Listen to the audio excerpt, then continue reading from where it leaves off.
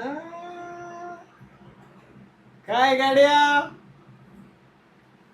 आज काय perfume powder कायला चक्क 1 तास झाला तरी तू अजून आरशाच्या समोरून बाजूला व्हायचंच नाव घे ना की. हा कुठं चाललास